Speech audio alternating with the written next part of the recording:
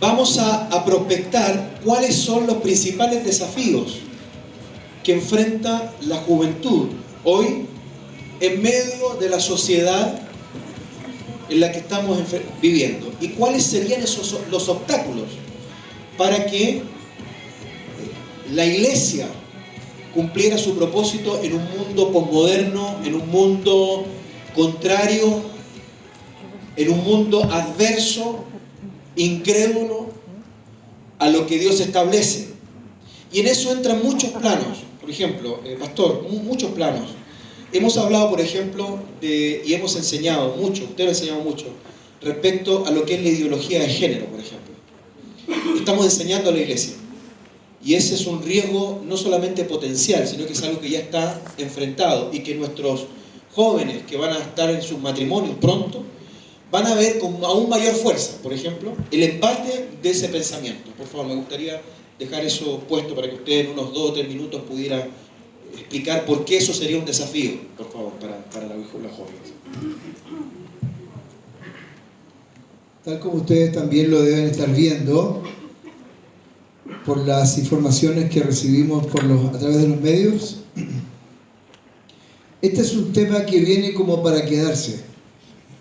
No es una onda del momento, es parte de una agenda, es parte de una acción programada. Si ustedes se fijan en el libro de Romanos, cuando el apóstol Pablo está hablando acerca de que el hombre, en términos genéricos, el hombre decide cambiar la gloria del Dios invisible por personas visibles, a renglón seguido menciona en forma inmediata el apóstol el mayor de los desafíos que el infierno le presenta al Señor. Y aunque el pecado es pecado siempre, y no hay una especie de pecados con mayor o menor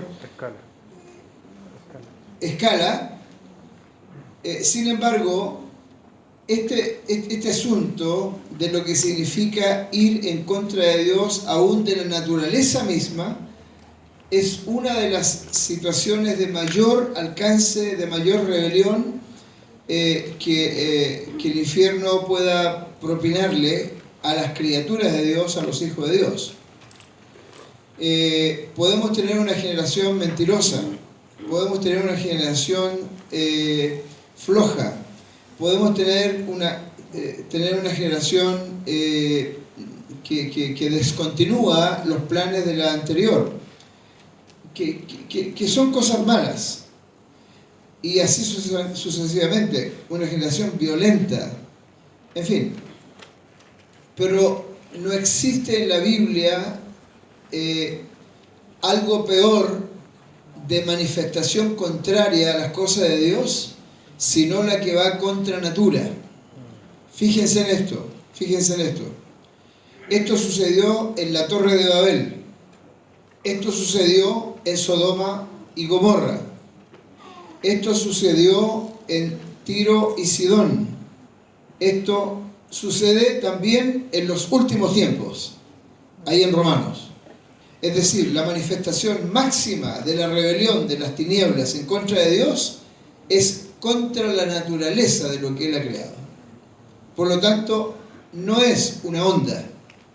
Esto es parte de la agenda del diablo de los últimos tiempos para dar el zarpazo final en contra de Dios.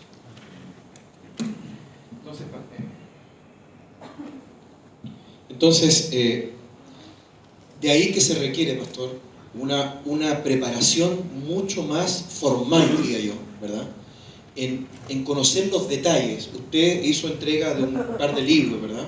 Libritos pequeños, donde se explica en mucho mayor detalle en qué significa la ideología de género. Creo que coincidimos, Cristian, Juan Manuel, en que hay que tener una preparación formal en eso. ¿Qué podrías decirnos, Cristian? Sí, el prepararnos con responsabilidad.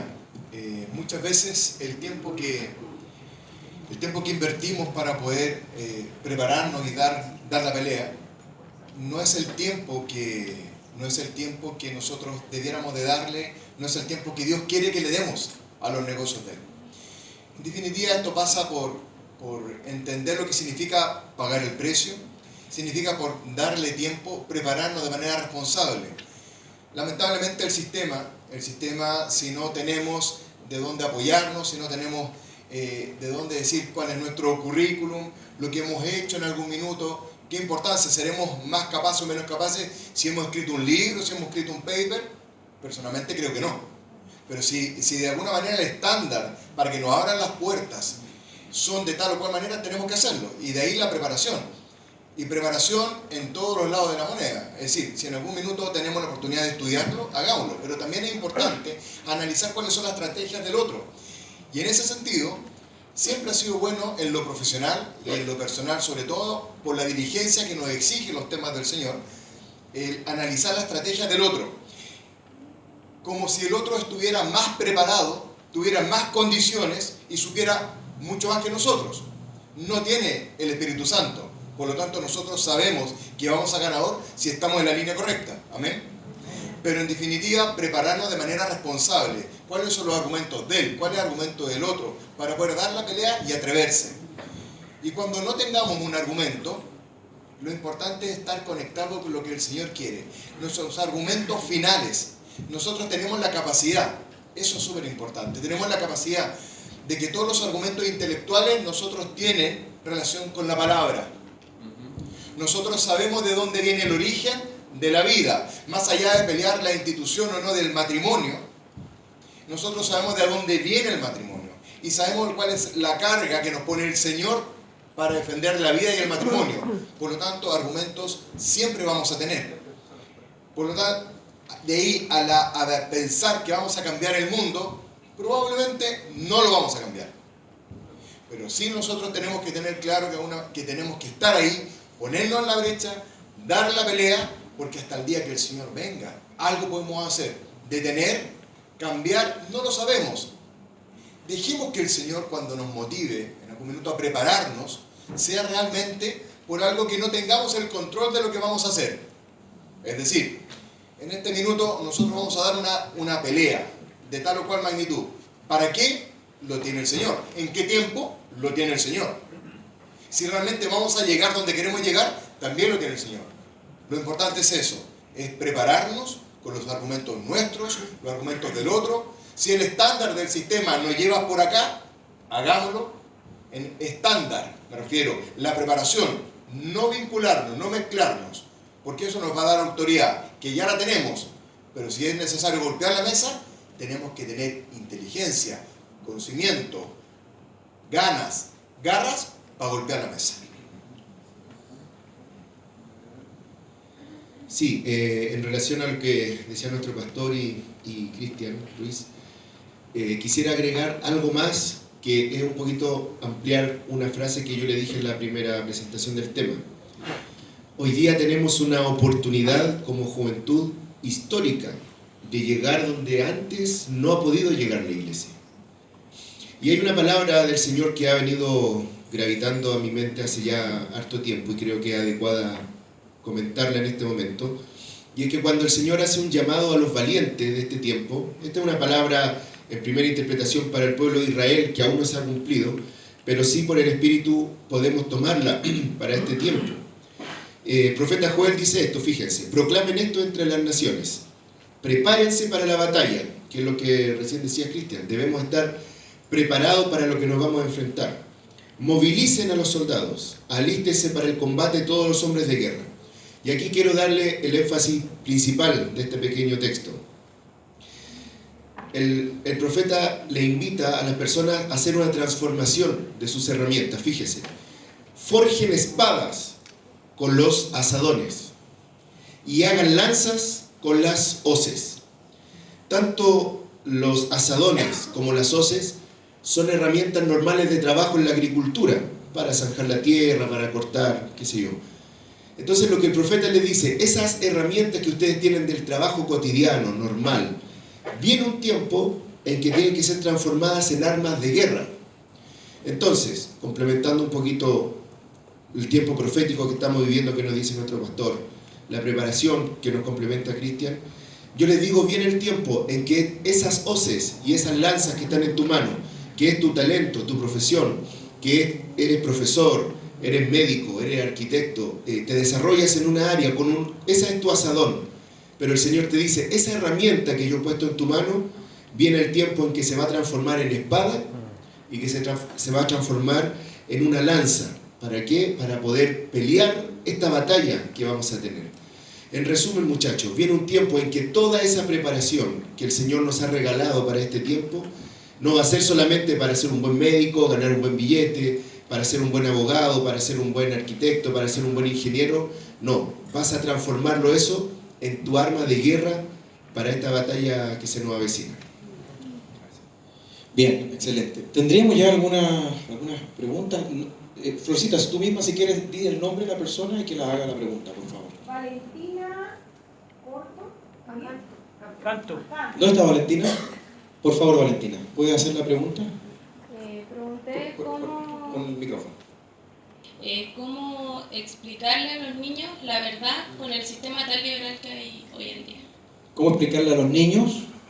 La verdad de Dios con el sistema tan liberal que hay hoy en día. En la televisión, redes sociales, juegos. ¿Podrías ampliar un poco más la pregunta? ¿A qué te refieres? ¿Cómo explicarlo? ¿En la forma? ¿Cómo llegar? ¿Hasta dónde llegar? Como, por ejemplo, la otra vez mi hermano me preguntó, habían dos hombres besándose en la tele, y me preguntó que por qué hacían eso, y yo no supe responderle. Pastor, quisiera, por favor. Eso se llama un taquito. Una rabona. Yo conozco ajedrez, así que hago un roque.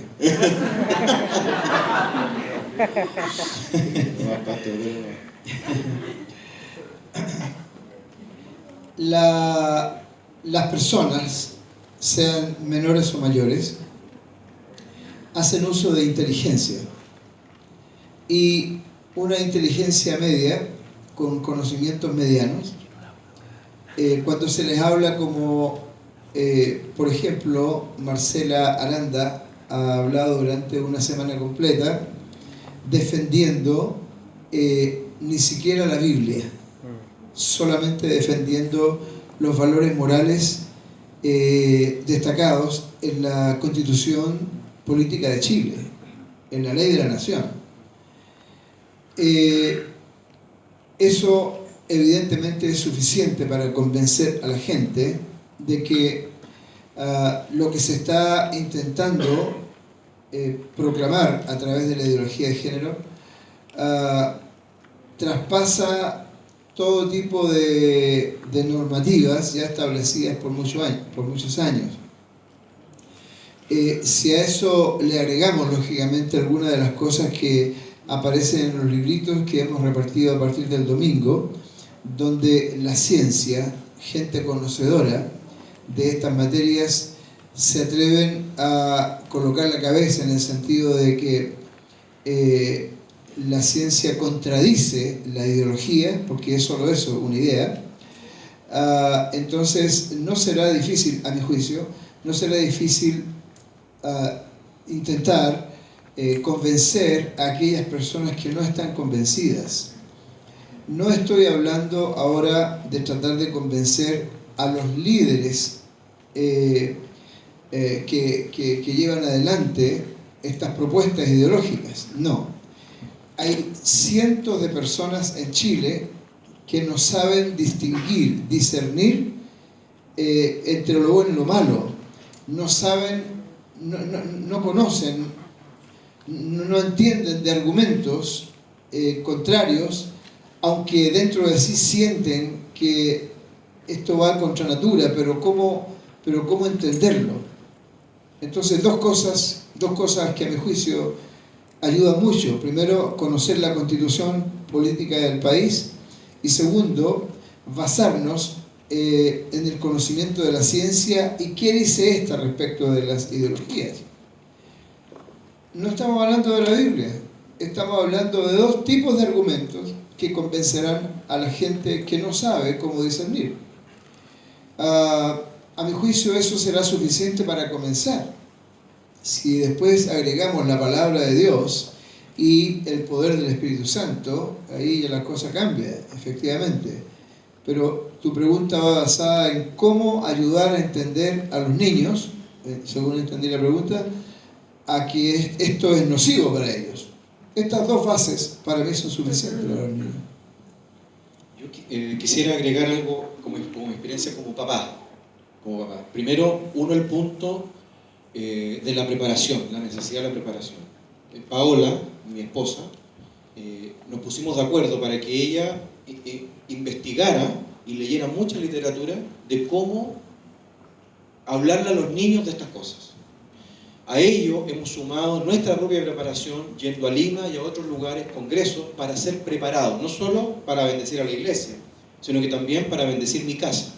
Entonces, tomo el punto de la preparación que soy yo acá. Creo que es muy importante. Hay que prepararse, hay que leer, hay que ir donde hayan buenos consejos.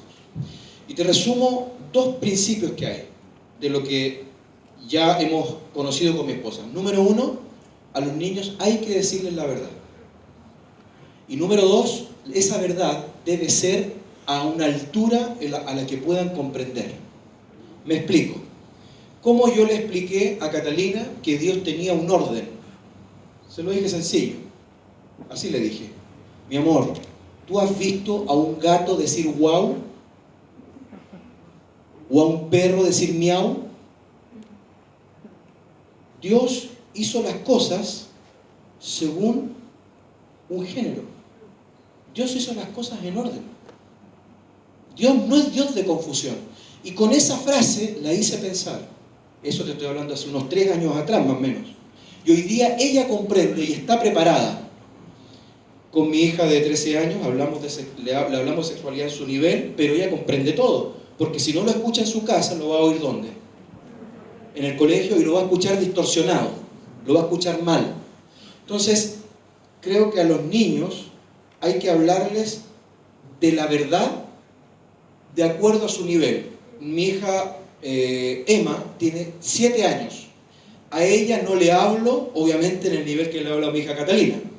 Pero a los 6 años ya le estamos diciendo.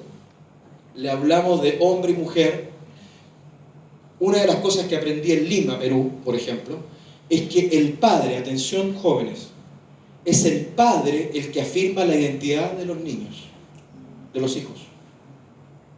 Es el padre el que afirma la identidad de las señoritas. Yo a mis hijas, cuando entendí esto, siempre les regalo flores, siempre les hablo como princesas, porque si yo no afirmo su identidad, alguien más lo hará. Y lo hará mal. Todos estos principios bíblicos y estos pequeños tips pueden ayudar. ¿Otra pregunta? Sí, la siguiente es anónima y dice: ¿cómo enfrentar los ataques ideológicos en contra de Dios que se nos presentan diariamente a través de los medios masivos de comunicación? ¿Quién quisiera contestar esa pregunta? ¿Cristian? Solamente agregar algo más a lo que ya dije. Hay diferentes niveles de conocimiento que la gente tiene acerca del tema. Bien, hay personas que con 2 o 3 palabras ya serán convencidas que no tienen necesidad de luchar contra esas formas de pensar. Es decir, gente sencilla de espíritu, personas blandas de corazón, dispuestas a aprender.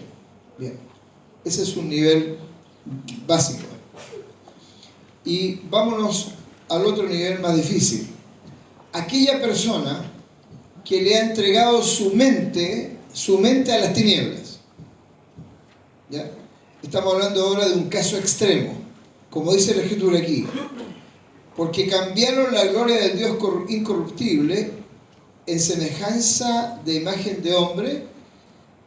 Por esto Dios los entregó a la inmundicia y a la concupiscencia de sus corazones.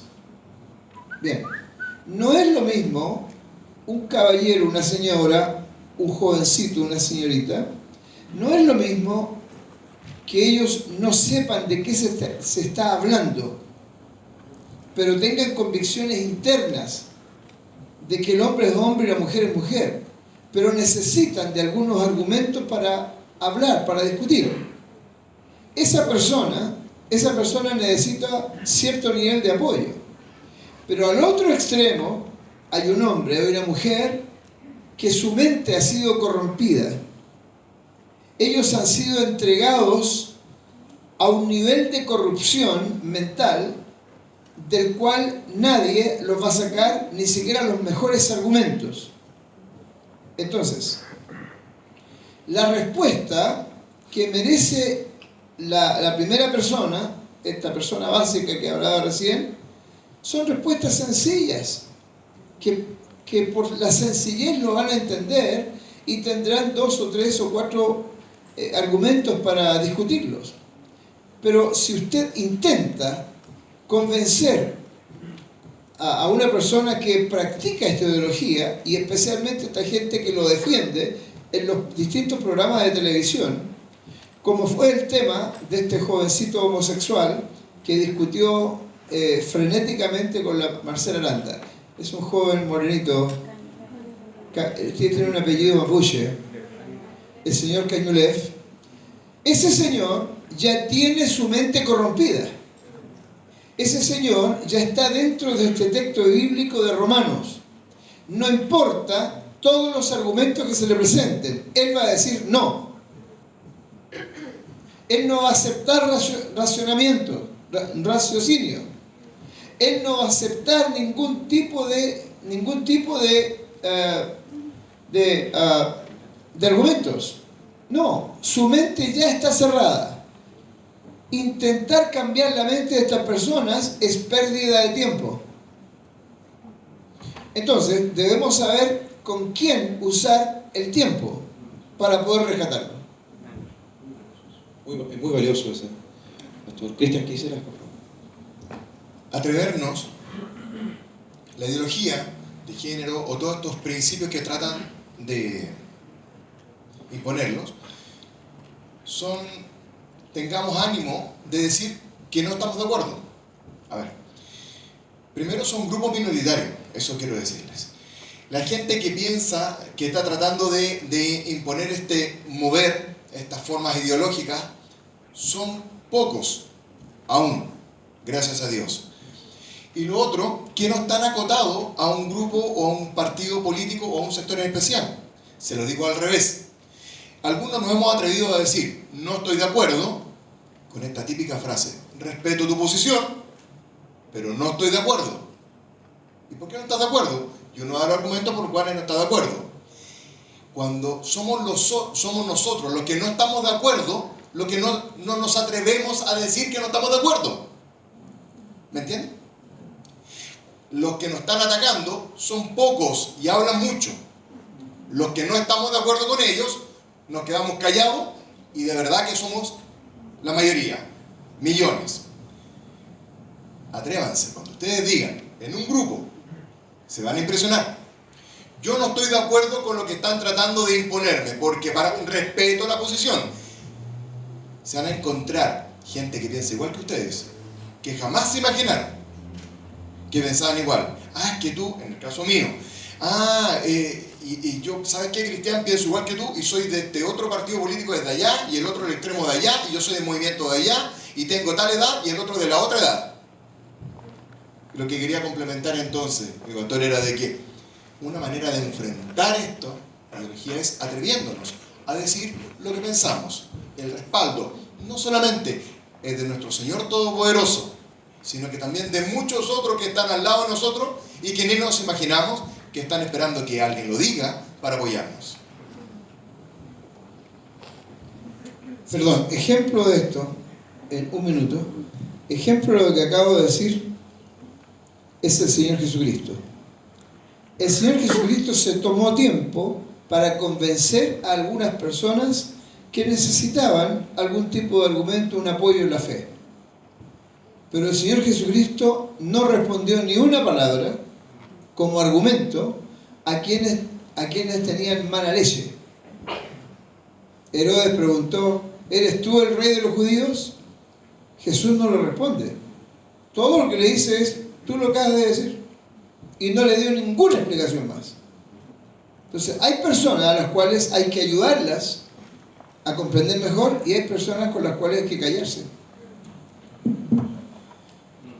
Quería enfocarme un poquito en un punto que decía Cristian sobre las minorías.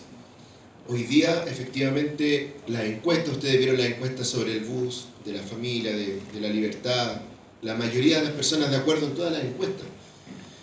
Sin embargo, hoy día las minorías son mucho más militantes y están en los lugares de decisión, de influencia. Por lo tanto, meten un ruido que no representa realmente, que no es representativo realmente. Como ejemplo, un poco a la pregunta que Titán nos decía, cómo poder enfocarse ante esta avalancha en los medios de comunicación, quiero darte una pequeña noticia que apareció ayer en los medios, a lo mejor alguno de ustedes ya la vio. Disney confirma fecha para su primera princesa homosexual. Al parecer, las pretensiones de los grupos del LGTB habrían tenido frutos. Desde hace años que distintas instituciones relacionadas con la comunidad gay y lesbiana estaban criticando el exacerbado conservadurismo de la industria cinematográfica infantil, representada en especial por Disney. Personajes poco inclusivos que no reflejaban la diversidad que existe es parte de las críticas que se le ha hecho a Disney hace años. Y ahí usted puede leer cómo el vicepresidente de Disney ya está en todos estos trabajos para el próximo año tener la primera película. Antes veíamos todos los medios de comunicación cuando querían dar un contenido no apto para la familia, lo daban después de tal horario, exactamente. Hoy día ya vemos en la industria cinematográfica infantil que se va a incluir esto como una realidad más en la vida que estamos viviendo. Ellos dicen, nos excluyen porque solamente muestran parejas heterosexuales, por lo tanto queremos representar a través de esta película a la diversidad de la felicidad. Y para terminar, un pequeño testimonio. Hace un tiempo atrás, conversando con una hermana que se divorció, ambos pastores, líderes de alguna comunidad cristiana, hombres de mucha gracia, mucha influencia, finalmente en una crisis familiar no logran sobrellevarlo y terminan en el divorcio. La mujer quedó tan herida por todo lo que le pasó que a sus hijitas constantemente les hablaba muy mal del papá, muy mal del matrimonio, muy mal de los hombres. Todos los hombres son mentirosos, todos los hombres son así, todos los hombres son allá. Una niña muy influyente en su grupo infantil, con mucha gracia del Señor, qué sé yo. Hoy día la muchacha se declaró lesbiana y con una polola que la ha presentado a su familia y la familia la ha aceptado. Yo le quiero mostrar cómo ni siquiera las familias cristianas están libres de poder caer en estos ataques del infierno. Pero ¿dónde nace todo? En un mal modelaje para nuestros hijos, para los que están más pequeñitos debajo nuestro. Entonces, el llamado, un poquito para complementar lo que muy bien ha dicho nuestro pastor y Cristian Ruiz, el llamado es a nosotros como generación joven, debemos modelar a los que vienen allá abajo, modelarlos con la forma correcta, modelarlos con nuestro testimonio, decirles que la felicidad verdadera que el Señor da, la da en la familia como Él la ordenó. Porque hoy día el discurso es, si Dios es amor, ¿qué tiene de malo que un hombre y un hombre se amen? Si Dios es amor, ¿qué tiene de malo que una familia sea mamá e hija? Si ellos se aman, ellos se respetan. Ahí es donde nosotros, como bien decía Cristian, tenemos que hablar, tenemos que demostrar. ¿Y cómo lo vamos a hacer? Con nuestro propio testimonio, con nuestro propio testimonio de vida. De ahí la importancia de poder modelarle a nuestra generación que está aprendiendo más abajito. Bien. ¿Alguna otra pregunta? Acá tengo, Daniel, de pie, por favor. tengo dos preguntas. La primera es relacionada con la visita de Marcela Aranda a Chilevisión. Hay un momento, a mí me corría la sangre muy rápido, el corazón empezó a latir bien rápido. Hay un momento en el que el Rafa Aranea hace una pregunta que para mí creo que es clave. Y le dice, mira Marcela, ¿sabes qué? Me parece muy bueno que tú defiendas esta postura frente a la ideología de género, porque le empezó a hablar de leyes, le empezó a hablar de todo lo que se viene.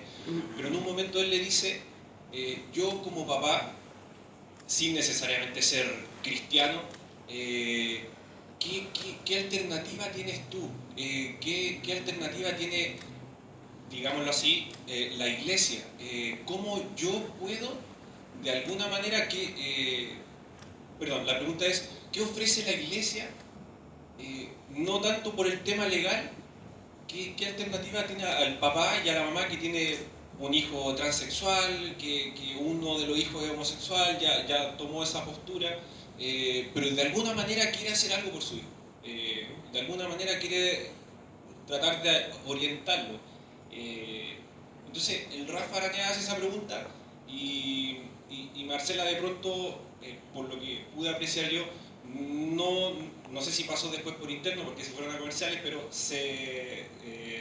no es capaz de responderle directamente. Entonces quisiera saber como iglesia, qué podemos ofrecer o qué alternativas existen para esa cantidad de papás, que son hartos, que pudieran tener un hijo con una orientación que ellos piensan que no es la correcta. Y la segunda pregunta es...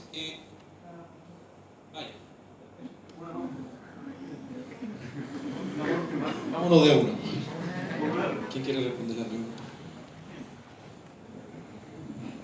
A los 8 años de edad, Abraham, el padre de Isaac, le hace una gran fiesta. Porque a esa edad, de acuerdo a la cultura judía, un niño dejaba de ser niño y pasaba a ser hombre. Un hombre se diferenciaba de un niño porque era una persona que comenzaba a tener responsabilidades sobre la vida. La cultura judía, y déjenme elogiar esto, la cultura judía es la que ha establecido este axioma que el pastor Cristian acaba de mencionar, en el hecho de que el modelaje, la enseñanza, ¿cómo decirlo?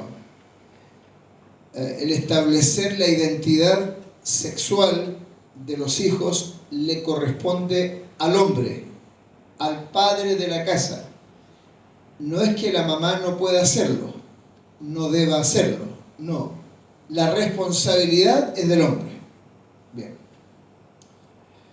El niño de 0 a 8 años recibe todo lo que la madre, mujer, puede darle a un niño de 8 años, que son justamente el llenar todo ese espacio de su ser que tiene que ver con los sentimientos, emociones, cariño, comprensión, etc., que bien y mejor lo hace la mamá, la mujercita, la dama de la casa. Pero cuando se trata de formar la personalidad de un individuo, entonces Dios determinó que fuera el padre. La responsabilidad es del padre, no es de la madre. Una vez que el niño de 0 a 8 años recibió en su alma toda la contención relacionada con su alma, entonces ya está preparado ese niño para que su padre se haga responsable de la formación de lo que es la otra parte de su personalidad, es decir, el control de su temperamento a través del control del carácter. Que ese niño no tenga que amurrarse por un no que su padre le diga. Ese estado de enseñanza del padre, desde los 8 años, dura aproximadamente hasta los 12, cuando se considera al niño ya adulto. El niño, a los 12 años, en la cultura judía, se hace responsable de todos sus actos. El niño de 12 años va a tener que pagar por cada decisión que tome. En las culturas occidentales, la edad de esto es de 18 y por ahí, más o menos.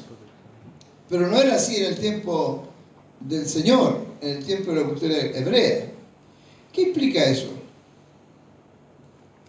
Que, para responder ahora a la pregunta, ¿qué implica eso? Que si un matrimonio cristiano, como el que ustedes van a tener, entienden y aceptan bien que entre todas las culturas de vida, en todas las nacionalidades de la tierra, la cultura que se acerca más a la cultura del cielo, la cultura de la familia del cielo aquí en la tierra, es la cultura israelita.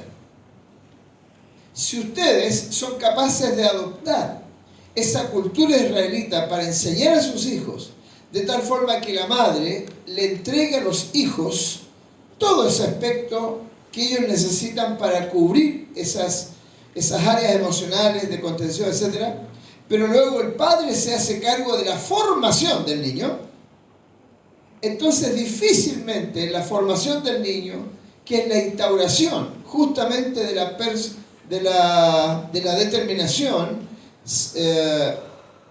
de la sexualidad de su hijo, de él o de ella, de la niña o del niño, nunca jamás van a tener que vivir esa experiencia con un niño o con una niña. Porque el problema del niño de no saber si es hombre o mujer no viene de él mismo, sino del entorno más inmediato de esa vida, que son papá y mamá, que nunca afirmaron la sexualidad de ese niño o de esa niña, o que simplemente, aparte de no haberla afirmado los padres, se la distorsionaron el resto de la parentela y los amigos. Los ambientes son muy importantes. ¿Se acuerdan que hemos hablado de eso? Los ambientes. Lo que vivimos hoy es una crisis de identidad. Y bíblicamente, lo que nos ha explicado el pastor, acá es muy claro. El padre dice, este es mi hijo. Este es mi hijo. ¿Lo han leído, verdad?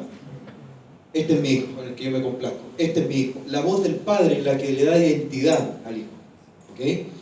De lo que tú has dicho, Daniel, yo no pude ver lo que tú viste. Pero entiendo que Cristian estaba ahí también, ¿verdad? Sí, quiero agregar algo ante eso. Marcela estaba ahí, y no voy a hablar de... Voy a llegar al punto. Marcela estaba ahí como parte de un movimiento civil. Es así. Era un movimiento civil, ciudadano. ¿Ok?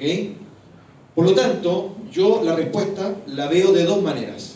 Desde el punto de vista de los ciudadanos, aplica los ciudadanos, y los ciudadanos es decir, que la persona tiene el derecho desde los ciudadanos a expresar su opinión, como yo tengo el derecho de expresar mi opinión, que está dentro del juego democrático. Eso desde el punto de vista de los ciudadanos. Desde el punto de vista de la iglesia, si alguien llega a este lugar, como ha sucedido, y dice, mi hijo, mi hija, o yo mismo, vivo este tipo de vida, nosotros tenemos que hacer lo que la palabra de Dios nos dice. Es decir, amigo, amiga, este estilo de vida no está de acuerdo al orden que Dios estableció. No puedo decirte algo diferente, porque no puedo darte mi opinión. Es la opinión de Dios la que importa. Y Dios dice que Él no creó al hombre y la mujer con crisis de identidad. La identidad es una, hombre o mujer. Luego se dan las otras circunstancias que el pastor ya nos ha explicado, y creo que es muy valioso, porque nadie lo va a decir esto en televisión. Nadie va a decir que por más difícil que sean todas las circunstancias que han vivido la familia, y la mamá dice, mi hija tiene esta condición, nació así, pero si tú revisas hacia atrás, y si vemos, pongan atención en esto, si vemos las opiniones de las personas que generalmente hablan de esto, generalmente son las madres. ¿Se han dado cuenta en ese detalle? No ves a padres, al papá. ¿Se han dado cuenta ustedes de eso? Generalmente los padres están ausentes. Es la mamá la que va al debate, es la mamá la que... Entonces hay muchas circunstancias que pueden llevar a esta indefinición de identidad. Pero Dios, convenzámonos de eso, Dios no hizo al hombre ni a la mujer con crisis de identidad. Es una corriente de pensamiento que nos quiere hacer ver que es algo normal, que es bueno, que Dios se equivocó. Pero no es así. La palabra de Dios no nos dice eso. ¿Ok? Por lo tanto, si luego la persona dice, ok, yo estoy dispuesto, como nos decía el pastor, él o ella, yo estoy dispuesto, yo quiero entrar en el ritmo de vida, en la moda de vida que Dios estableció, ¿qué vemos luego ahí? Vemos restauración. Y lo ha habido. Hay múltiples testimonios que lo hemos visto. Nosotros lo hemos visto. De gente que da un cambio en su vida y hoy día, siendo homosexuales, son heterosexuales. Pero eso es lo que una mente reprobada no acepta. Dice, no, esto no es posible. No me diga usted que va a sanar a un homosexual. Eso no va a pasar. Pero ahí ya viene el cierre de mente. Pero entonces, ¿qué hacemos con todos los testimonios de muchas personas que hoy día están amando al Señor, tienen sus matrimonios, tienen hijos, y hay gente que hoy día, luego de llevar una vida, en un estilo de vida sexual, homosexual, hoy día son completamente heterosexuales. Pero aquí es donde entramos en la palabra. Cristo es la puerta. Si yo no quiero entrar por Cristo, no tengo opción. No hay transformación, no hay metanoia, no hay arrepentimiento. Si yo no estoy dispuesto a abandonar mi estilo de vida, Dios no puede hacer nada conmigo. Y eso es lo que el pensamiento que el pastor nos ha enseñado. Y no solo lo hemos visto, también los hemos tratado nosotros mismos. Claro, podemos dar fe de eso. Podemos dar fe de eso. No es que lo hemos leído en un libro, muchachos. Eso ha sucedido aquí.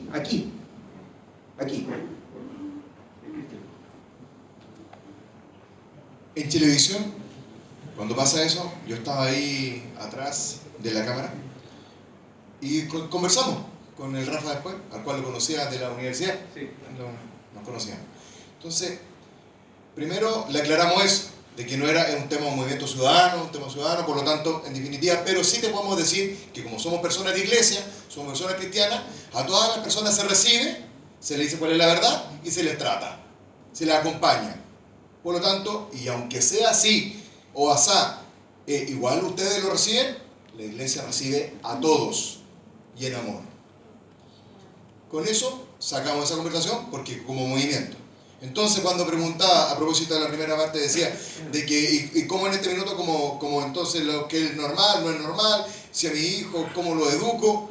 A ver, lo que pasa es de que como se estaban dando las cosas, y luego se explicó, era de que lo bueno se muestra como malo, lo normal se pasa a mostrar como anormal.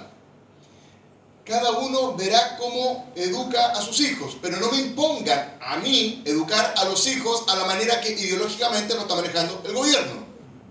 ¿Cómo? Claro, porque si en definitiva me imponen ideología, me imponen circular del Ministerio de Educación, me imponen leyes, me imponen reglamentos, instrucciones a los colegios públicos y particulares subvencionados, significa que se están metiendo en mi casa. Y yo que soy heterosexual, de alguna manera que yo creo en la familia, en el hombre y en la mujer, me están imponiendo. Entonces, lo que en algún minuto nosotros hemos visto como normal, se estaba empezando a manipular como anormal, a propósito de la diversidad y de la libertad. Entonces logramos enfocar la conversación, aquí en definitiva es, con mis hijos no te metas, en el sentido de que la legislación, este mover ideológico, no llegara a meterse a cómo yo trato a mis hijos en familia o se hace en el colegio. Porque si es así, en definitiva hemos visto los ejemplos de que un niño puede sentirse tal o cual en una edad que científicamente está comprobado que todavía está en un proceso de definición. Y los padres están acompañándolo en la iglesia, podríamos decir, en el proceso de definición. Pues resulta que en ese proceso de definición aparece el colegio, el orientador, diciendo, yo veo que está con un proceso de definición y que no está siendo debidamente respaldado por los padres. Por lo tanto, yo como colegio lo quiero llevar esto a los tribunales de justicia para que le determinen un defensor y en virtud de un juicio se pueda establecer cuál es realmente su identidad. Eso es lo que quieren que pase. Entonces, en definitiva, uno dice, no, simplemente no se metan. Aquí no estoy diciendo cuál es la verdad, no es la verdad, lo legal bueno, lo legal malo. Pero esto que, si está escrito en la Constitución, el famoso que lo han dicho tantas veces, el 19 no lo 10, no sé, ya ni me acuerdo, que dice el derecho preferente de los padres a educar a sus hijos. Es nuestra responsabilidad, es nuestra garantía constitucional. Y esa que no la mueva una ley o un reglamento. Algo más que es bueno que ustedes sepan de la realidad de lo que ha sucedido acá. No todas las personas que hemos tratado en estos campos han sido restauradas. No todas. Sí, una gran mayoría. Sépanlo. Ahora, lo que sí quiero destacar es el hecho de que las personas, sean hombres o mujeres, homosexuales o lesbianas, que no hayan sido restauradas, no pasan a ser nuestros enemigos. Es más, muchos de ellos, o varios de ellos, siguen aquí sentados en una silla, porque les parece bien estar aquí, porque este es un lugar donde se les trata bien, se les trata con dignidad, con discreción, con privacidad. De hecho, muchos de ustedes nunca se dan cuenta de que hay personas con estas conductas en nuestra iglesia. Ahora, nosotros esperamos que en el tiempo vivan la bendición de la restauración. Pero si así no fuera, tampoco estamos dispuestos a decirles, ahí está la puerta, váyase. No, eso no sucede en esta iglesia. Por eso debe ser que algunos homosexuales y lesbianas se han corrido la voz de que en esta catedral de alabanza los tratamos bien siempre, sean o no sean restaurados. Cuidamos su privacidad, resguardamos su dignidad. Así lo hacemos siempre, en nuestra forma de operar ministerialmente con la gente. ¿Podría usted, perdón, pastor, para cerrar ya, el tiempo se hace corto, pero podría explicar esto de que no hay escala de pecados? Una vez lo conversamos. Porque, a ver, este tema es, el pecado es pecado, pero pasa que pareciera que este fuera más pecado que otros por la contingencia que tiene. El pecado en la Biblia no es otra cosa sino la transgresión a la ley del Señor. Así lo define uno de los diccionarios. Bien. Entendiendo como la parte gramatical legal de esta definición, no me parece mal. Pero comprendiendo de mejor forma el espíritu de la Escritura respecto a lo que es pecado, entonces pecado no es la transgresión de la ley. Pecado no es otra cosa sino desobedecer a Dios, estar en desacuerdo con el Señor. Eso es pecado. Es no amarle a Él. Cuando la gente no ama a Dios, hace cualquier cosa que Dios odia. Entonces, por estar lejos de Dios, vienen las consecuencias del pecado, como son las que nosotros conocemos como si fueran pecado. Violencia, emborracharse, sexualidad ilícita, etcétera, etcétera, etcétera. Robo, qué sé yo. Son consecuencias de no andar con Dios. Bien. Las consecuencias de no andar con Dios tienen diferentes perjuicios de la vida. Hay algunas consecuencias de no andar con Dios que los perjuicios que les contrae son menores. Pero hay otras consecuencias de no andar con Dios que traen perjuicios mayores a la vida. Por ejemplo, yo me robé ayer un clip de mi oficina. Ese clip no es mío. Y si no es mío, entonces tomé algo que no me corresponde. Eso se llama robo. ¿Qué consecuencia me puede traer el robo de un clip? En el momento nada. Seguramente la empresa ni lo va a notar. No le voy a bajar las utilidades a la empresa porque me lleva un clip a mi casa. Bien. Pero si yo tengo otro tipo de consecuencias de no amar al Señor, y a mis años X me meto con una mujer porque me enojé a flor. Viví una noche apasionada, una sola vez, la única vez que la he engañado. Me despierto temprano el otro día en el hotel Rosa, creo que se llama, según me han dicho. No veo a la mujer con la que engañé a mi esposa, ya se fue hace rato, pagada, ida. Pero leo en el espejo del baño una frase que dice: bienvenido al mundo del SIDA.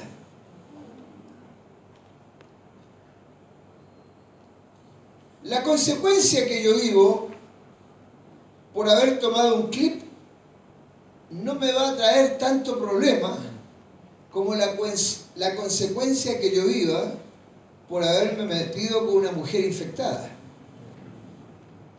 Y en 3 meses más yo puedo estar bajo 4 metros de tierra, muerto por el VIH.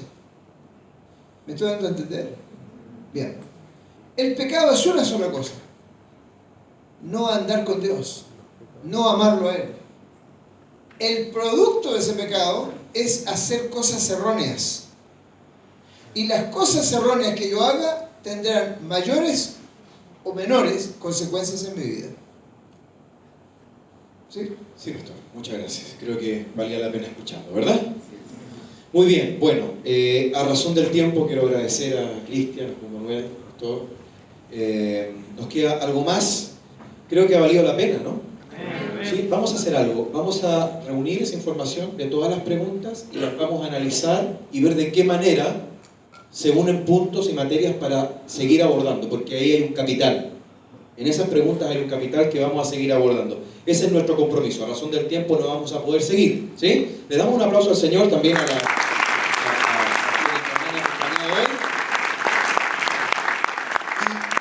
Y seguimos. Pastor, usted está cerrando.